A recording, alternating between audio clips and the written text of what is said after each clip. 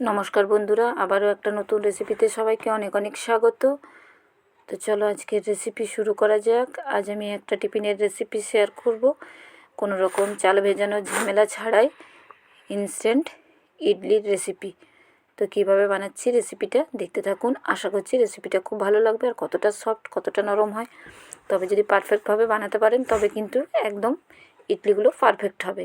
তো mini ইডলির recipe কীভাবে বানাচ্ছি দেখতে থাকুন, আর প্রথম থেকে শেষ অবধি দেখার অনুরোধ রইল সকলকে।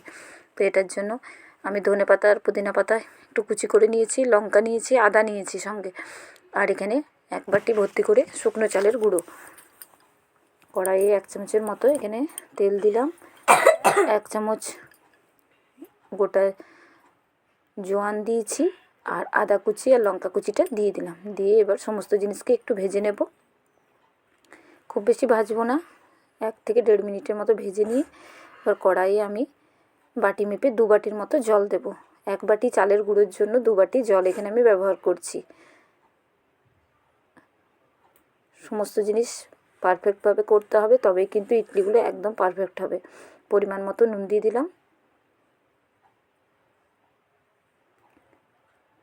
নুন দিয়ে এবার সমস্ত জিনিসকে ভালোভাবে নাড়িয়ে দেবো যতক্ষণ না ফুটে ওঠে। এবার ধনে পাতা এবং পুদিনাটা যেটা কুচি করে রেখেছিলাম সেটা দিয়ে দিলাম। দিয়ে এবার ফুটতে দেওয়ার মতো অপেক্ষা রাখতে হবে, যাতে ফুটে যায় ততক্ষণ অবধি আমি ওয়েট করব।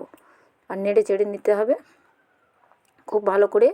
3 থেকে 4 মিনিট ফুটবে, তারপর কিন্তু আমি চালের গুঁড়োটা অ্যাড করব। আর ঝটপট হয়ে যাবে বন্ধুরা। ফুটে উঠেছে, আর 1-2 মিনিট ফুটে যাক, তারপর এবার আমি চালের গুঁড়োটা দিয়ে দেবো। তো অবশ্যই 4 মিনিটের মতো, 3 থেকে 4 মিনিট ফুটে গেছে জলটা, তারপর আমি কিন্তু চালের গুঁড়োটা দিয়ে দিলাম। এবার কিন্তু ভালোভাবে মিশিয়ে নেব। মিশিয়ে নিয়ে আমি গ্যাসটা বন্ধ করে কিন্তু 10 মিনিটের জন্য রেখে দিয়েছিলাম ঢাকা চাপা দিয়ে। 10 মিনিট পর দেখাচ্ছি। দেখুন একদম শুকনো হয়ে গেছে, আর চালটা খুব ভালোভাবে রান্না হয়ে যাবে, সেই কারণে ঢাকা দিয়ে রেখে দেওয়া।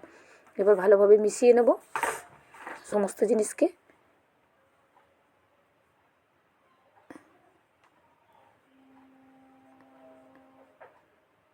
তো খুব ভালোভাবে মিশিয়ে গেছে, এই যে দেখছেন একদম শুকনো শুকনো হয়ে গেছে।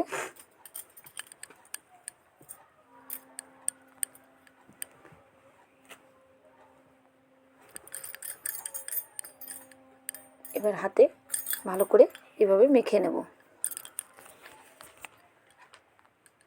তো এটা গরম অবস্থাতে একটু ভালো করে মেখে নিতে হবে,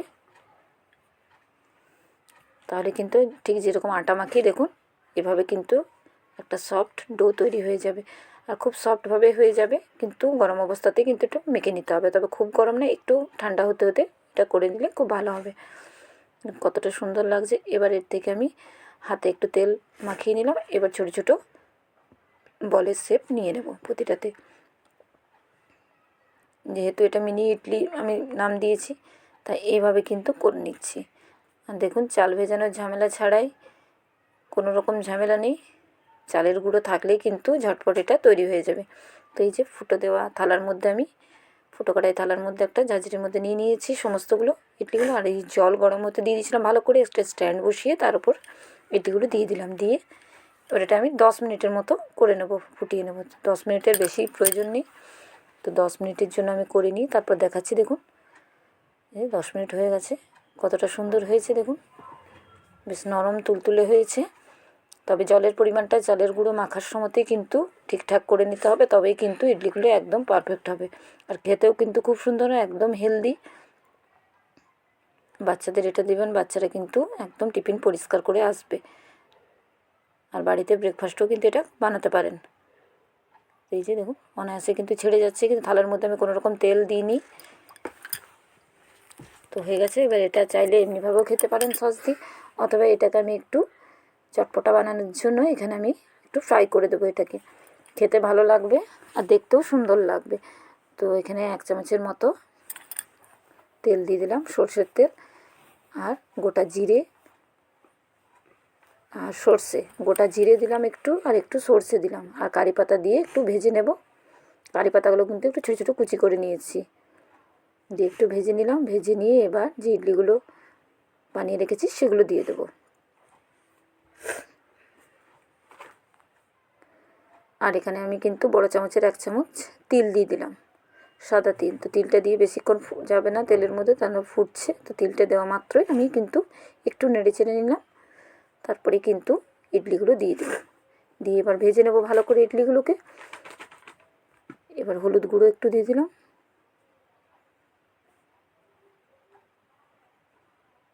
দিয়ে আবারও ভালোভাবে নেড়ে চেড়ে নিলাম।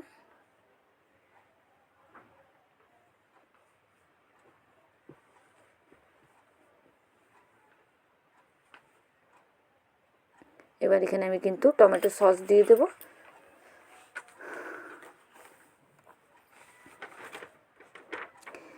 টমেটো সস দিয়ে দিচ্ছি।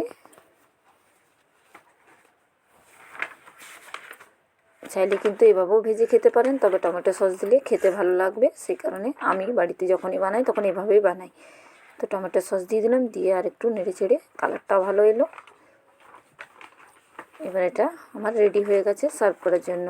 তো কিছুক্ষণ ঢাকা দিয়ে রেখে দিচ্ছি, তারপর আমি দেখাচ্ছি আপনাদেরকে। এই যে দেখুন কতটা সুন্দর হয়েছে, বেশ ঝরঝরে, একটার সঙ্গে একটা লেগেও যাচ্ছে না। তো ইনস্ট্যান্ট মিনি ইডলির রেসিপি কেমন হয়েছে অবশ্যই কমেন্ট করে জানাতে ভুলবেন না। আর ভালো লাগলে লাইক কমেন্ট তো করবেন, অবশ্যই চ্যানেলটিকে সাবস্ক্রাইব করার অনুরোধ রইল সকলকে। আর যারা ফেসবুক থেকে দেখছেন অবশ্যই পেজটাকে ফলো করার অনুরোধ রইল। তো আজকের মতো এই পর্যন্ত।